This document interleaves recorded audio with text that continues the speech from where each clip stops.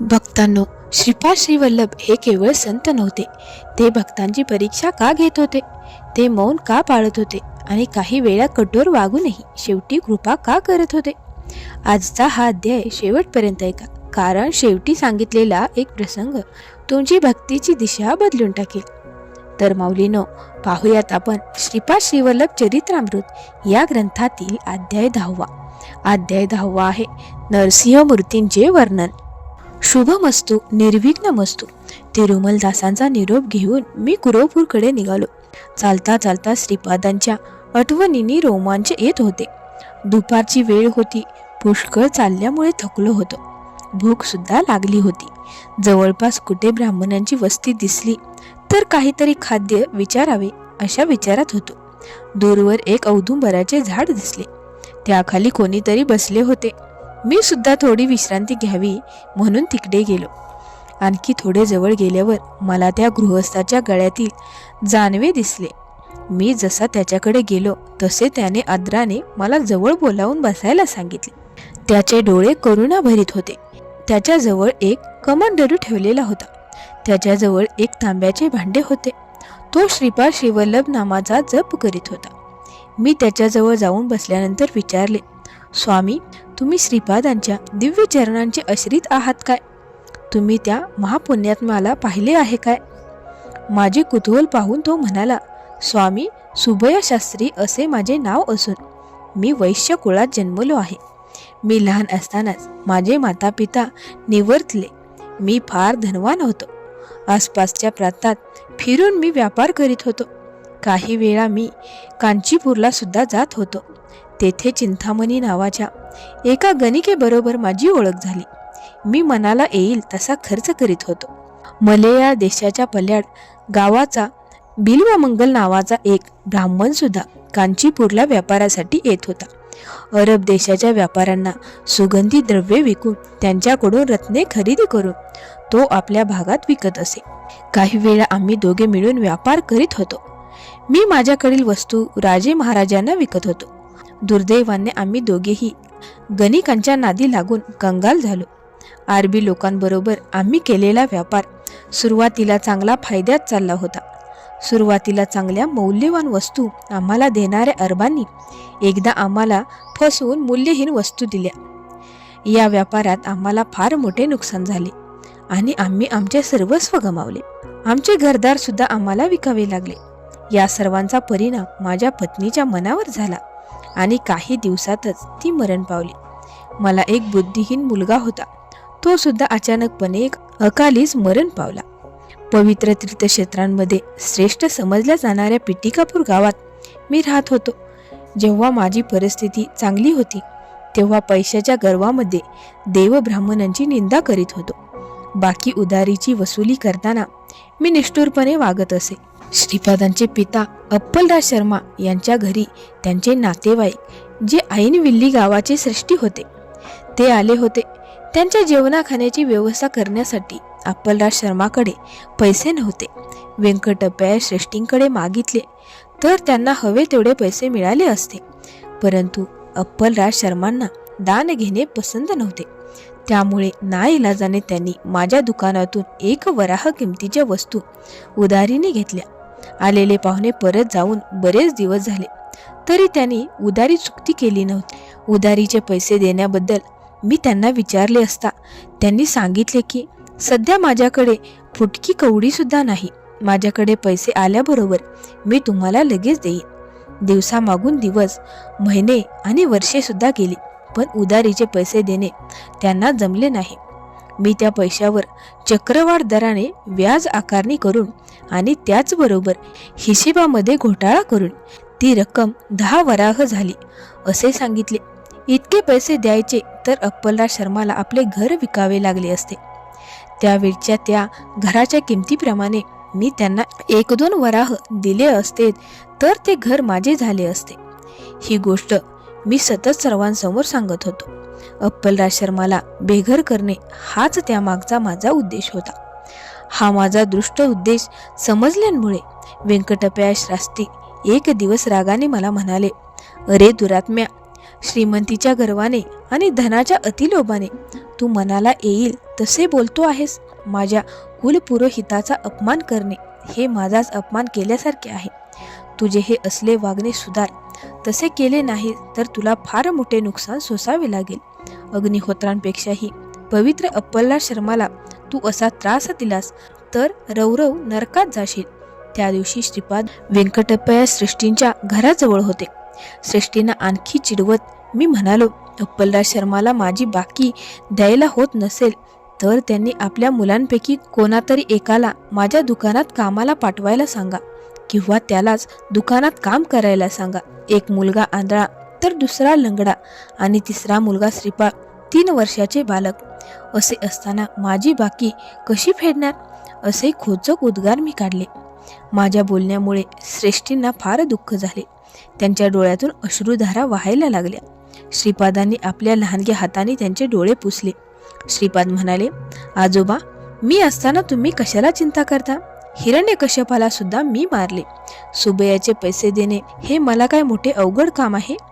असे म्हणून माझ्याकडे वळून ते म्हणाले, तुझी बाकी मी संपवितो. चल तुझ्या दुकानात. मी तुझ्या दुकानात काम करून तुझे कर्ज संपवितो. मात्र एक लक्षात ठेव, बाकी संपल्यानंतर लक्ष्मी तुझ्याकडे राहणार नाही. आत्ताच विचार कर, असे मला त्यांनी सांगितले. तरीही मी गर्वाने म्हणालो, चालेल, नंतरचे नंतर पाहून घेईल. असे म्हणून मी श्रीपादांना उचलले आणि दुकानात आलो. थोड्याच वेळात व्यंकटप्पया श्रेष्ठी माझ्याकडे येऊन म्हणाले, सुबैया, श्रीपादाऐवजी मी तुझ्या दुकानात काम केले तर तुला चालेल काय? मी त्यांना स्पष्ट नकार दिला. तेवढ्यात एक जटाधारी संन्यासी तेथे येऊन विचारू लागला की सुबैयाचे दुकान कोठे आहे? मी त्याला म्हणालो, मीच सुबैया आणि हे माझेच दुकान आहे. मला एक तांब्याचे भांडे पाहिजे आहे. मला ते पात्र लगेच पाहिजे आहे. मग मला कितीही किंमत द्यावी लागली तरी चालेल, असे तो संन्यासी म्हणाला. माझ्याकडे 32 पात्रे होती. तरीही त्यांच्याकडून जास्त किंमत वसूल करण्याच्या लोभाने मी त्याला सांगितले की माझ्याकडे तांब्याचे एकुलते 1 पात्र आहे आणि त्याची किंमत 10 वराह आहे. त्याने 10 वराह किमतीला ते पात्र घेण्याचे कबूल केले. परंतु मला एक अट घातली. त्याने सांगितले की मी 10 वराह द्यायला तयार आहे, पण ते भांडे मला श्रीपादांनी व्यंकटप्पया श्रेष्ठींच्या मांडीवर बसून आपल्या हाताने दिले पाहिजे. श्रीपादांनी सुद्धा त्याला होकार दिला. जटाधारी संन्याशाच्या इच्छेप्रमाणे त्याला ते पात्र देण्यात आले. हा सर्व व्यवहार होताना श्रीपाद आणि तो जटाधारी संन्यासी दोघेही गालातल्या गालात हसत होते. या व्यवहारामध्ये माझा फायदा होत असताना ते दोघे का हसत होते हे मला समजले नाही. हसत हसतच श्रीपाद त्या संन्याशाला म्हणाले, तुझी मागणी पूर्ण झाली ना? आता तुझ्या घरी लक्ष्मी कायमची राहील. तू तुझी ही संन्यासी वृत्ती सोडून घरी जा. तुझी पत्नी आणि मुले आतुरतेने वाट पाहत आहेत. जटाधारी संन्यासी अतिशय आनंदाने निघून गेला. व्यंकटप्पया श्रेष्ठी आणि अप्पलराज शर्मा यांचा अपमान करण्याची तीव्र इच्छा होती आणि ती आज पूर्ण झाली होती. मी गर्वाने श्रीपाद आणि श्रेष्ठींना म्हणालो, आज श्रीपादांनी ताम्रपात्र विकल्यामुळे मला भरपूर फायदा झाला आहे. अप्पलराज शर्मा मला देणे असलेले 10 वराह मला मिळाले असे मी समजतो. या क्षणापासून श्रीपादाला मी बंधमुक्त करीत आहे. परंतु श्रेष्ठीने एक अट घातली. बंधमुक्तीची गोष्ट मी गायत्रीच्या साक्षीने तिच्या समोर शपथ घेऊन सांगावी असे श्रेष्ठीने सांगितले आणि मी लगेच निर्भुदासारखे तसे केले. अवधूत किंवा सिद्ध पुरुष यांच्या कृपेने त्यांच्याजवळ तांबे किंवा लोखंडाची एखादी लहानशी वस्तू जरी मिळाली तर त्या व्यक्तीचे भाग्य फळफळते. असे असताना प्रत्यक्ष दत्ताचा अवतार असलेल्या श्रीपादांनी कृपा करून स्वहस्ते ताम्रपात्र दिले तर त्याच्या भाग्याचा अंदाज सुद्धा करता येणार नाही. मी किती दुर्दैवी. त्या क्षणापासून माझे शरीर, मन आणि आत्मा क्षीण आणि निर्बल व्हायला लागला. माझ्यावर असलेला लक्ष्मीचा वरद हस्त सुद्धा नाहीसा झाला. श्रीपादांची लीला आगाध आणि अतर्क्य आहे. त्यांच्या सक्षम केलेल्या कोणत्याही गोष्टीचे फळ त्याच प्रकारचे आणि अनेक पटीने मिळते. तांब्याची 32 पात्रे, फक्त एकच पात्र आहे असे मी खोटे बोललो होतो. श्रीपादांनी माझे ते बोलणेच खरे करून दाखविले. श्रीपादांना घेऊन श्रेष्ठी गेल्यानंतर मी दुकानाच्या आतल्या भागात गेलो. 32 पैकी एक पात्र संन्याशाला दिल्यानंतर तेथे 31 पात्रे असायला हवी होती, परंतु तेथे तर फक्त एकच पात्र होते. मी खोटा हिशोब करून अप्पलराज शर्मा यांच्याकडून 10 वराह येणे आहे असे दाखविले होते. त्याचप्रमाणे श्रीपादांनी मला 10 वराह मिळवून दिले, परंतु त्याचबरोबर एकच पात्र आहे असे मी जे खोटे बोललो होतो ते सत्य करून दाखवून मला चांगलीच अद्दल घडविली होती. त्याशिवाय आपले पिता अप्पलराज शर्मा यांच्यावरचा अपवाद सुद्धा नष्ट केला होता. मी म्हणालो, स्वामी, दान स्वीकारल्यामुळे पुण्य कमी होते म्हणतात, पण आताच तुम्ही सांगितलेली गोष्ट त्या विरुद्ध आहे. हा विषय मला योग्यरित्या समजलेला नाही. याशिवाय श्रीपाद हे दत्तावतार आहेत, तेच नरसिंह अवतार आहेत आणि शिवावतार सुद्धा आहेत असे सांगतात. शिवामध्ये अनसूया तत्व समाविष्ट कसे असते याचा बोध मला झालेला नाही. कृपा करून मला समजावून सांगा. सुबैया श्रेष्ठी म्हणाले, तुम्हाला भूक लागलेली आहे असे वाटते. तुमच्या घरी कोणीही आले तर जाती कुलाचा विचार न करता त्याला तृषा भागविण्यासाठी पाणी आणि क्षुधा भागवण्यासाठी अन्न दिले जाते असे श्रीपाद नेहमी आपल्या भक्तांना सांगत असतात. तुम्ही प्रथम जेवण करा. जवळच तलाव आहे, तिथे स्नान आणि नित्यकर्मे करून या. तोपर्यंत मी 2 केळीची पाने घेऊन येतो. त्यानंतर आपण गरम गरम भात आणि चिंच घालून केलेला भोपळ्याचा सार खाल्ल्यास अमृतासारखे वाटते. मला आश्चर्य वाटले. त्यांच्या झोळीमध्ये एका तांब्याच्या पात्राशिवाय आणखी काहीच नव्हते. खाद्यपदार्थ, कंदमुळे, फळे असे काहीही नव्हते. मग भात, आंबट सार कुठून असणार? काही असू दे, आधी स्नान करून घेऊया असे म्हणून मी तलावाकडे निघालो. मी स्नान करून परत आलो तेव्हा सुबैयांनी केळीची 2 पाने आणली होती. जवळच्या टेकडीवरील झाडाची मोठी पाने तोडून आणून द्रोण तयार केले होते. हा सर्व विचित्र प्रकार मी आश्चर्याने पाहत होतो. सुबैयांनी डोळे मिटून काही वेळ ध्यान केले आणि त्यानंतर आपल्या जवळील ताम्रपात्र घेऊन 2 द्रोणांमध्ये पाणी ओतले. रिकाम्या भांड्यातून पाणी आणलेले पाहून मला आश्चर्य वाटले. नंतर त्याच तांब्याच्या भांड्यातून भोपळ्याचा आंबट सार आणि भात सुद्धा वाढला. दोघांनीही त्या प्रसादरूप अन्नाचे पोटभर सेवन केले. आमचे जेवण संपल्यानंतर ते पात्र पूर्वीप्रमाणेच रिकामे झाले होते. माऊलीनो, ही होती श्रीपादांची आघात लीला. माऊलीनो, शनिवारी जर प्रदोष आला तर त्याला शनिप्रदोष असे म्हणतात. तर पाहूयात आपण शनिप्रदोष काळातील शिवपूजेचे फळ काय असते ते. सूर्योदय आणि सूर्यास्ताच्या आधीची वेळ अतिशय पवित्र असते. प्रातःसंध्या आणि सायंसंध्या करण्याच्या वेळेमध्ये अग्निहोत्र करण्यामुळे विशेष फलप्राप्ती होते. प्रातःसंध्येच्या वेळी सूर्य भगवान समस्त शक्ती आणि तेजाने परिपूर्ण असतो आणि सायंसंध्याच्या वेळी सर्व शक्ती आणि तेज त्याच्यामध्ये परत जाते. शनी आणि मंगळ हे कर्मकारक ग्रह आहेत. हे सर्वांचा त्यांच्या कर्माचे फळ देत असतात. राहू आणि केतू हे छायाग्रह असून राहू शनीप्रमाणे आणि केतू मंगळाप्रमाणे फळे देतात. शनेश्वर हा कर्मसाक्षी असलेल्या सूर्याचा पुत्र, त्यामुळे शनिवारची संध्याकाळ ही महाशक्तिशाली असते. त्रयोदशी आणि चतुर्थीच्या दिवशी राहू बलवान असतो. शनी त्रयोदशीच्या महापर्व कालात शिवपूजा केली तर पूर्वजन्मीची महापापे नष्ट होऊन महापुण्य मिळते. मंगळाचे नक्षत्र असलेल्या चित्रा नक्षत्रावर श्रीपाद जन्मले असल्यामुळे त्यावेळी श्रीपादांची पूजा केल्यास सर्वच ग्रहांच्या दोषाचे निराकरण होते. युद्ध आणि शस्त्रांमध्ये होणारे अपाय आणि अपमृत्यू तसेच ऋणग्रस्त झाल्यामुळे होणारा त्रास हा मंगळामुळे होतो. चित्रा नक्षत्र असताना आणि मंगळवारी श्रीपाद अरुण वर्णाने प्रकाशित होतात आणि साक्षात अरुणाचलेश्वराच्या रूपात असतात. व्यंकटप्पया श्रेष्ठी आणि नरसिंह वर्मा हे नेहमी बापनावधानी करीत असलेल्या शनिप्रदोष शिवाराधनेमध्ये सहभागी होत असत. त्याचबरोबर अप्पलराज शर्मा सुद्धा अतिशय श्रद्धेने भाग घेत असत.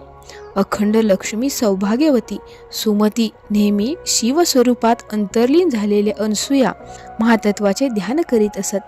त्या तपाचे फळ म्हणूनच त्यांच्या पोटी श्रीपादांचा जन्म झाला. व्यंकटप्पया श्रेष्ठी असोत, नरसिंह वर्मा असोत किंवा बापनावधानी असोत, त्यांच्याकडून धन स्वीकारले तरी त्यांना दान म्हणू शकत नाही. या उलट त्यांनी दिलेले धन नाकारले तर ते महापाप असते, असे श्रीपादांनी आपले पिता अप्पलराज शर्मांना मौन राहून सुचवले. श्रीपाद हे सकल देवता स्वरूप आहेत. इतकेच नव्हे तर सर्व देवतांच्या पलीकडचे महातत्व आहेत.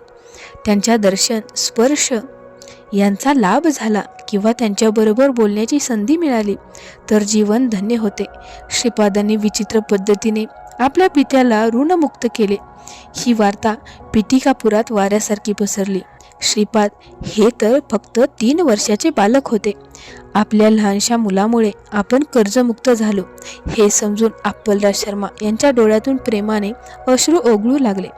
माता सुमती तर कितीतरी वेळ श्रीपादांना मिठीत घेऊन बसली होती. पित्याला ऋणमुक्त करून श्रीपादांनी आपल्या पुत्रधर्माचे पालन केले.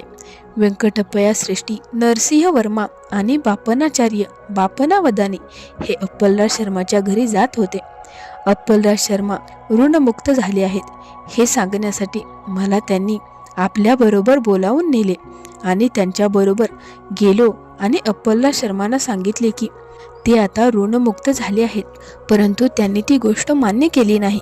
कोणीतरी एक जटाधारी संन्यासी येऊन क्षुल्लक किमतीचे ताम्रपात्र खरेदी करतो आणि त्यामुळे माझे ऋण कसे संपते हे शक्य आहे असा प्रश्न त्यांनी केला. तेव्हा जी प्रबोधनात्मक चर्चा घडली ती खरोखरच अतिशय मनोरंजक आहे. माऊलींनो, श्रीपादांचा संवाद हा प्रसंग नीट समजावून घ्या, कारण पुढचा भाग फार महत्त्वाचा आहे. पाहूयात आपण श्रीपादांचा संवाद. अप्पलराज शर्मा ऋणमुक्त आहेत हे पटवून देण्याची जबाबदारी कोणाची हे माहीत आहे ना, असे बापनावदानी यांनी श्रीपादांना विचारले. त्यावर श्रीपाद उत्तरले, तीच काय, पण माझ्या सगळ्याच जबाबदाऱ्या मला माहीत आहेत. बापनावदानी म्हणतात, तू तर 3 वर्षाचा बालक आहेस. वयाच्या मानाने तू फार मोठ्या गोष्टी बोलत आहेस. सर्वांचीच माहिती असायला तू सर्वज्ञानी आहेस काय? श्रीपाद म्हणाले, माझे वय 3 वर्षाचे आहे असे तुम्हाला वाटते, मला नाही. माझे वय अनेक लक्ष वर्षे आहे. मी या सृष्टीच्या उत्पत्तीच्या आधीसुद्धा होतो. सृष्टीचक्र चालू असतानाही आहे आणि प्रलयानंतरही राहणार आहे. मी नसेन तर सृष्टीची उत्पत्ती, स्थिती आणि लय हे सुद्धा होणार नाही. हे सर्व मी साक्षीभूत होऊन पाहत असतो. बापनावदानी म्हणतात, श्रीपादा वस्ता, तू चंद्रमंडळात आहेस असे जरी तुला वाटले तरी तू खरोखरच चंद्रमंडळात आहेस असे होत नाही. प्रत्यक्षात जे समोर आहे ते मान्य केले पाहिजे. सर्वज्ञत्व, सर्वशक्तिमानता आणि सर्व व्यापकत्व ही फक्त परमेश्वराची लक्षणे आहेत. श्रीपाद म्हणतात, सर्वत्र व्यापलेले आदितत्व मीच आहे. ज्या ज्या ठिकाणी ज्या ज्या वेळी जरुरी असेल तेव्हा तेव्हा मी तिथे प्रकट होतो. मी प्रकट झालो नाही याचा अर्थ मी त्यावेळी तिथे नसतो असा नाही. सर्व जीवांमध्ये असणारे अन्नकोश, प्राणकोश, मन, विज्ञान, आनंद या सर्व कोशांमध्ये मी असतो. मी असतो म्हणूनच त्यांना त्यांचे कार्य करता येते. मी त्या कोशांमध्ये आहे याचा अनुभव आल्याशिवाय तुमचा त्यावर विश्वास बसणार नाही आणि तुम्हाला माझा अनुभव आला नाही किंवा जाणीव झाली नाही याचा अर्थ मी तिथे नाही असा होत नाही. मी सर्वत्र आहे. समस्त ज्ञान, विज्ञान माझ्या चरणी लीन असते. मी फक्त माझ्या संकल्पाने सृष्टीचा नाश करू शकतो. मी सर्व शक्तिमान आहे, यात आश्चर्य कसले? अप्पलराज शर्मा म्हणतात, बाळा, लहानपणापासूनच तुझ्याबद्दल आम्हाला गोड वाटते. मी दत्तप्रभूचा अवतार आहे असे तू सतत सांगत असतोस. नरसिंह सरस्वतीच्या अवतारात पुन्हा जन्म घेणार असे पुन्हा पुन्हा सांगत असतोस. गावातील सर्वजण त्याला नाटक, भूताटकी, मानसिक संतुलन अशी नावे ठेवतात. त्यामुळे आमच्या मनाला यातना होतात. आम्ही ब्राह्मण आहोत. आपली कर्तव्य कर्मे आपण पाळली पाहिजेत. त्याऐवजी आपण देवाचा अवतार आहोत असे सांगणे म्हणजे अहंकार दिसतो. श्रीपाद म्हणतात, बाबा, तुम्ही म्हणता ते खोटे म्हणता येणार नाही, परंतु मी सत्य लपवून ठेवणार नाही. मला दूध मिळत नाही याबद्दल आणि त्यावर करावयाच्या उपायाबद्दल जे काही झाले ते मला मोठ्या विनोदाप्रमाणे वाटले. पंचमहाभूतांकडून साक्ष घेताना जर मी दत्तप्रभू नाही असे सांगायला लावले असते तर तो सत्याचा अपलाप झाला नसता काय, आणि त्यामुळे मला खोटे बोलण्याचा दोष लागणार नाही काय? संपूर्ण सृष्टी उजळून टाकणाऱ्या सूर्याला जर कोणी तू सूर्य नाहीस असे म्हटले तरी तो सूर्यच राहणार नाही ना. सत्याला देशकालाच्या मर्यादा नसतात. आपल्या पिटिकापुरातील ब्राह्मण हे जसे स्वतःला देहधारी मानव समजून त्याप्रमाणे वागतात, त्याचप्रमाणे मी सुद्धा सर्वज्ञ, सर्वशक्तिमान, सर्वार्थयामी दत्त मीच आहे असे तुम्हाला वारंवार सांगतो आहे. युगे संपलीत, अनेक जगांची निर्मिती, स्थिती आणि लय होईल, पण साक्षात दत्त असलेला मी दत्त राहणार नाही हे कसे शक्य आहे? बापनाचार्य म्हणतात, श्रीपादा, जटाधारी संन्यासी निघून गेल्याबरोबर सुभयाश्रेष्ठींकडे असलेल्या 32 पांड्यांपैकी फक्त एकच शिल्लक राहिली. तू काहीतरी चमत्कार करून ती नाहीशी केलीस काय? श्रीपाद म्हणाले, सर्वच गोष्टी काळ आणि कर्मचक्राच्या नियमाप्रमाणेच चालतात. कोणतीही गोष्ट कारणाशिवाय होत नाही. कारण नसेल तर कोणतीही गोष्ट होणे शक्य नाही. हा सुभयश्रेष्ठी पूर्वजन्मी जंगलातील एका दत्त मंदिराचा पुजारी होता. कधीतरी चुकूनच तेथे भक्त येत होते. हा विषय लंपट होता. पूर्वजांपासून पूजली जात असलेली तांब्याची भली मोठी दत्तमूर्ती याने आपल्या वासनामूर्तीसाठी विकली आणि ती दत्तमूर्ती चोरली गेली असे सर्वांना सांगितले. ताम्रपात्र घेऊन गेलेला जटाधारी संन्यासी पूर्वजन्मी लोखंड वितळवून त्यापासून विविध वस्तू बनवून देत असे. त्याने पैशाच्या आशेने दत्तमूर्ती विरघळवली. या गोष्टीचा परिणाम म्हणून तो या जन्मी दरिद्री झाला. अनेक वर्षे दत्ताची पूजा केल्यामुळे या जन्मी सुभया धनवान घराण्यात जन्मला. दत्तमूर्ती विरघळवून त्याची 32 पात्रे बनवून या दोघांनी विकली. जटाधारी संन्याशाची पत्नी पूर्वजन्मी नरसिंहाची पूजा आराधना करीत असे. त्या नरसिंह मूर्तीसमोरच दत्तमूर्ती विरघळवल्यामुळे त्या 32 पात्रांमध्ये नरसिंहाच्या 32 अवतारांचे अंश उतरले. पूर्वजन्मीचे ज्ञान असलेल्या जटाधारी संन्याशाने माझी अनन्य भावाने पूजा केली आणि आपले दारिद्र्य नष्ट करावे अशी मनापासून प्रार्थना केली. मी त्याला स्वप्नात दर्शन देऊन सांगितले की तू पिठापूरमध्ये ये. तेथे मी सुभयश्रेष्ठींच्या दुकानात असेल. तू त्या दुकानातून एक तांब्याचे पात्र खरेदी कर. त्या पात्राच्या बदल्यात तू त्याला 10 वराह दे आणि मला ऋणमुक्त कर. त्याप्रमाणे त्याने केल्यामुळे त्याचे कष्ट कमी झाले. त्याला अन्न पाणी मिळवण्यासाठी पैसे खर्च करण्यासाठी क्षमता नव्हती, म्हणून त्याच्या पोटापाण्याची व्यवस्था मी केली. तो कर्जबाजारी झाला होता. त्याला मदत केलेल्या लोकांनी त्याच्याकडे पैशाचा तगादा लावला होता. त्यांच्यापासून तोंड चुकवण्यासाठी तो जटाधारी संन्यासी बनून फिरत होता. सुभयश्रेष्ठीने आमच्या कुटुंबाकडून अन्यायाने 10 वराह वसूल केले. ते 10 वराह त्याला मिळावेत अशी व्यवस्था मीच केली. पण त्याने माझ्या कुटुंबाला दिलेला त्रास आणि अवमान याचे प्रतिफळ म्हणून त्याचे संपूर्ण पुण्य खर्ची घातले. माझ्याकडे वळून श्रीपाद म्हणाले, हे सुभयश्रेष्ठी, चिंतामणीबरोबर तू केलेला शृंगार आणि चैन हे सर्व मला माहीत आहे. तू कोणत्या स्थितीला जाणार आहेस ते पण माहीत आहे. ढकलकाडीतून खाद्यपदार्थ ढकलत नेऊन ते माझ्यासारख्या लहान मुलाला विकून तू उपजीविका करणार आहेस. तुझ्याकडून उधार घेऊन माझ्या मातापित्यांनी आईनविल्लीहून आलेल्या त्यांच्या नातलगांना जेवण घातले. तू दिलेले धन हे पाहुण्यांसाठी फक्त तांदूळ, डाळ आणि भोपळा आणण्यापुरतेच होते. पाहुण्यांसाठीचा बाकी सर्व खर्च त्यांनी आपली कष्टाची सर्व कमाई वापरून केला होता.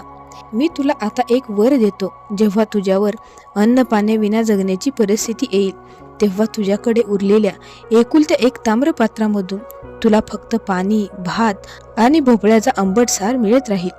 तू जर इतर कोणाला जेवायला घातलेस तर त्यांना आणि तुला पुरेल इतकेच अन्न त्या पात्रामधून मिळेल असे त्याने सांगितले. त्यावेळी श्रीपादांचे मुख सूर्यासारख्या तेजाने तळपत होते आणि डोळे अग्निगोलासारखे दिसत होते. त्यानंतर ते म्हणाले, अरे सुभयश्रेष्ठी, तुझ्या घराच्या दक्षिणेकडील दरवाजात आज रात्री एक रोडावलेला रेडा येईल. तुझा मृत्यू जवळ आला आहे याची ती यमराजाने दिलेली पूर्वसूचना असेल. तरीही त्यातून तुला मी अभय देईन. रात्री तू तुझ्या हाताने भात आणि भोपळ्याचा सार करून त्या रेड्याला खायला घाल. त्याला तुझ्याकडून तेवढीच अपेक्षा असेल. तू दिलेला सार भात खाल्ल्यानंतर तो रेडा तुझ्याऐवजी स्वतःच मरेल. त्या क्षणापासून तुझे सर्व वैभव आणि संपत्ती नष्ट झाल्याच्या बातम्या तुला एकामागून एक मिळत राहतील आणि तू दरिद्री होशील. एक ढकलगाडी येऊन मी सांगितल्याप्रमाणे चरितार्थ चालव. काही काळानंतर तुझी अन्नाला दशा होईल. त्यानंतरच तुला तुझ्या ताम्रपात्रातून भात आणि भोपळ्याचा सार मिळेल, असे रागाने भरलेल्या आवाजात म्हणाले. श्रीपाद श्रीवल्लभांना अशा प्रकारे क्रोधित झालेले पाहून व्यंकटप्पया श्रेष्ठी भीतीने थरथरू लागले. ते पाहून श्रीपाद म्हणाले, आजोबा घाबरलात काय? मी नरसिंहच आहे, त्याबद्दल शंका घेऊ नका. मी श्रीपाद श्रीवल्लभ म्हणजे त्यांचेच तत्व आहे. वैश्यांना मी शाप देऊ नये असा विचार करता काय?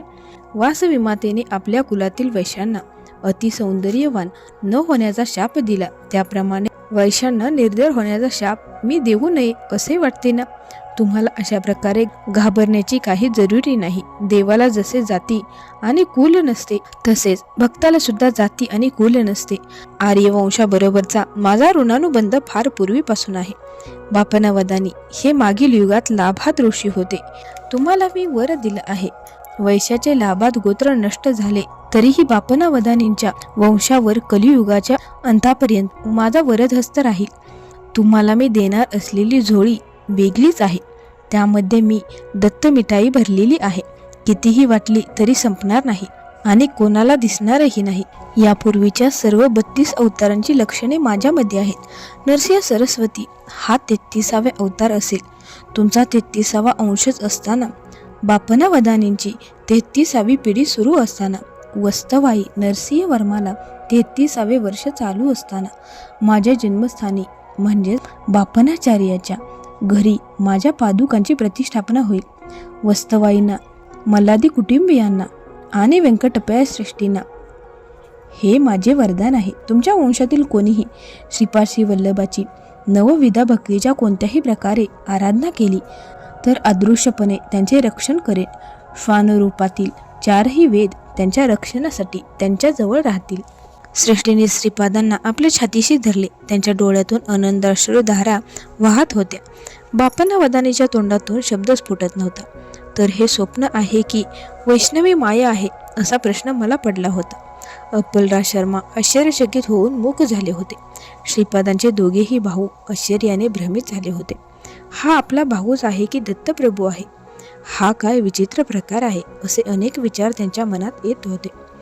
इतका सगळा आश्चर्यजनक प्रकार पाहत असताना सुद्धा माझी कुस्तीत बुद्धी आपले काम करीतच होती. मी सुबैयाला म्हणालो, श्रीपादा, तू म्हणतोस की स्पंदन शक्तीच मानवरूप धारण करून स्त्री आणि पत्नी होतात. मग तो सुद्धा स्त्री लंपटपणाच नव्हे काय? अवतार पुरुषांच्या बाबतीत त्याला लीला म्हणायचे आणि आमच्यासारख्यांनी तीच गोष्ट केली तर त्याला लंपटपणा म्हणायचा. हा पक्षपात नाही का? यावर श्रीपाद म्हणाले, श्रीकृष्णाला 8 पत्नी आणि 16,000 गोपिका होत्या. तरीही तो ब्रह्मचारीच होता. 16,000 गोपिकांशी त्यांचा काहीच देहसंबंध नव्हता.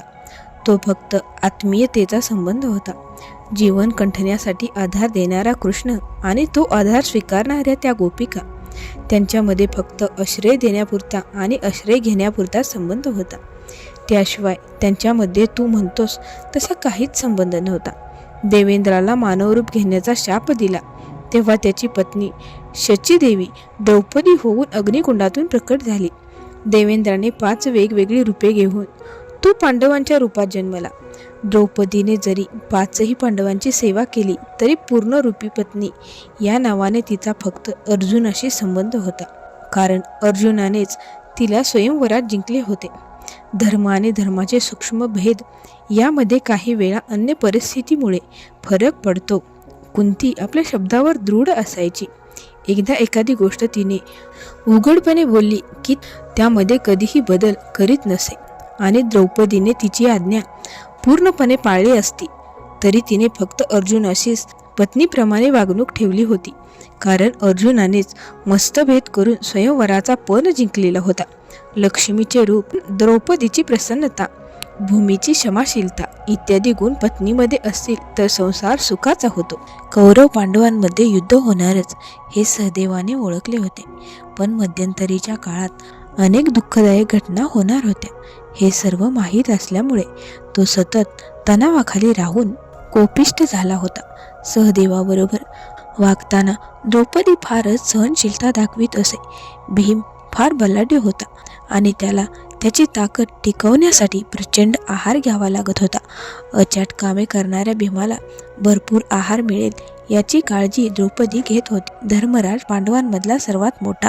राजनीतीच्या व्यापामुळे त्यांच्या डोक्यात सतत समस्या भरलेल्या असायच्या.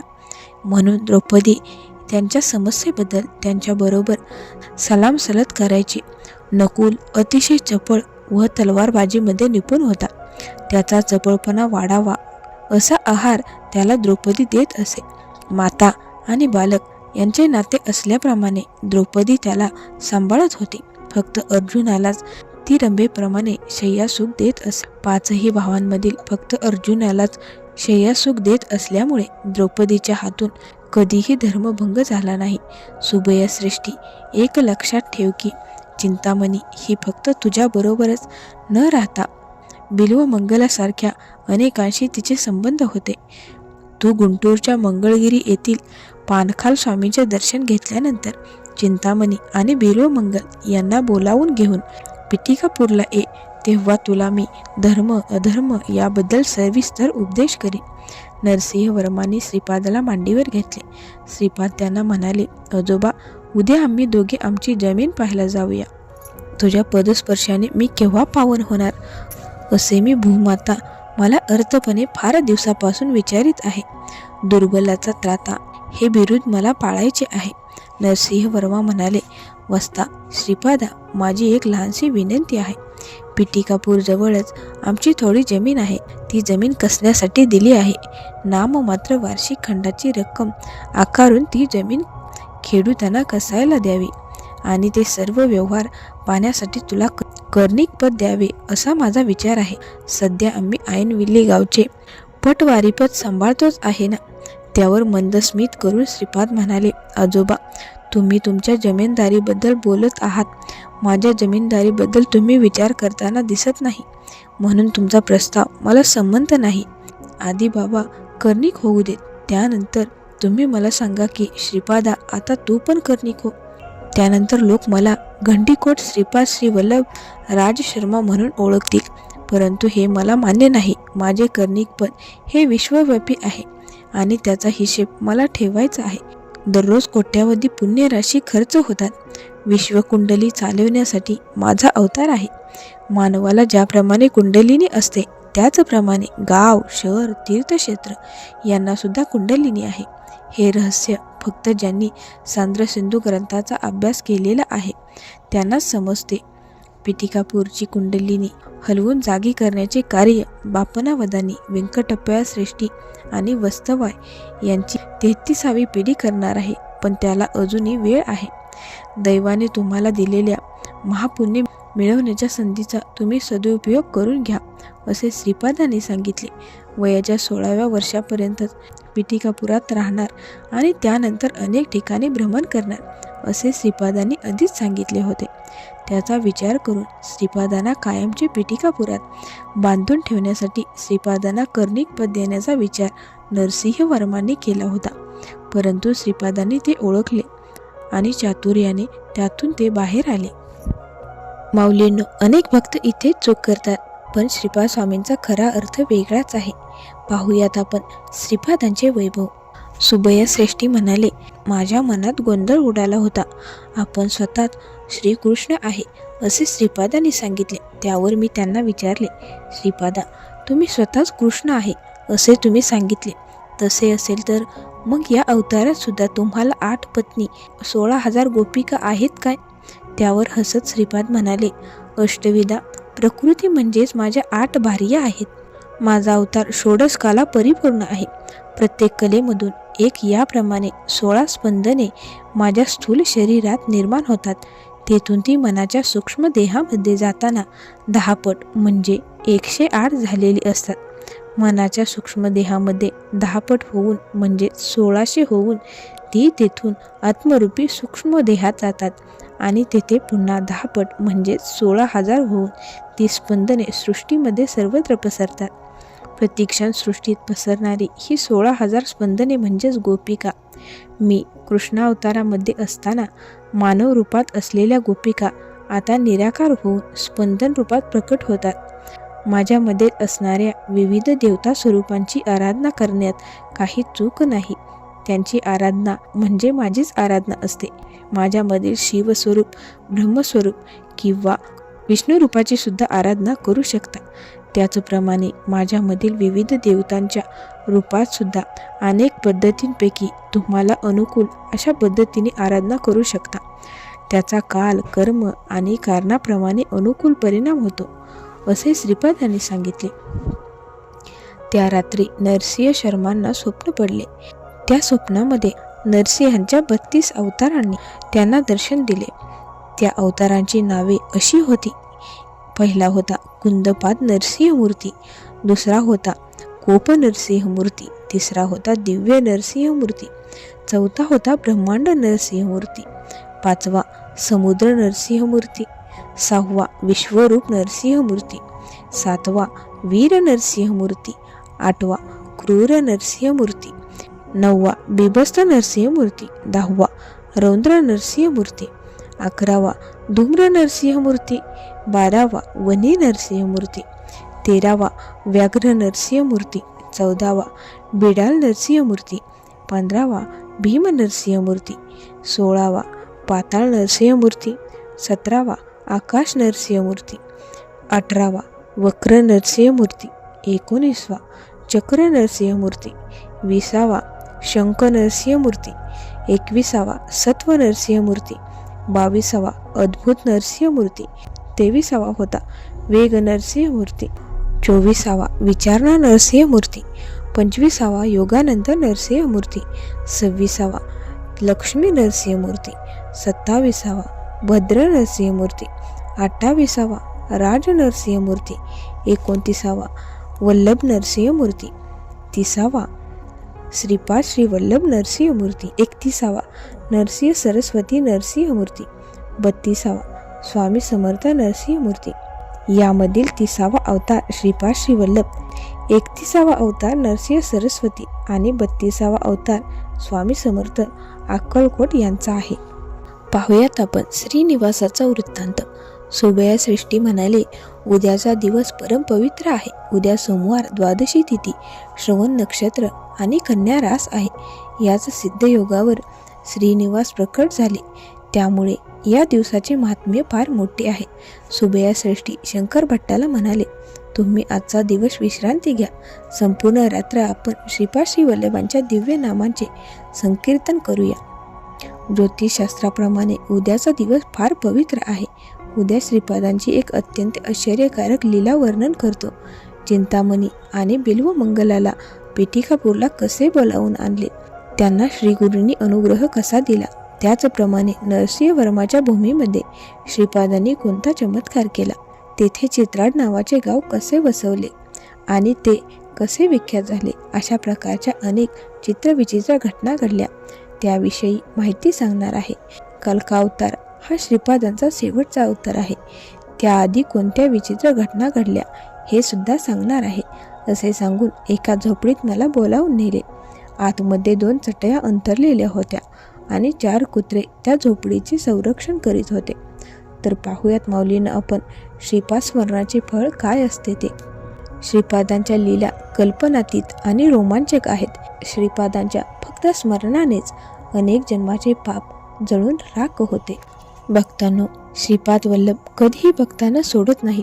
परीक्षा येते, मौन येते, पण शेवटी कृपा नक्कीच मिळते. जर हा अध्याय तुम्हाला हृदयाला स्पर्श करून गेला असेल तर व्हिडिओला लाईक नक्की करा आणि जय श्रीपाद श्रीवल्लभ कमेंटमध्ये जरूर लिहा.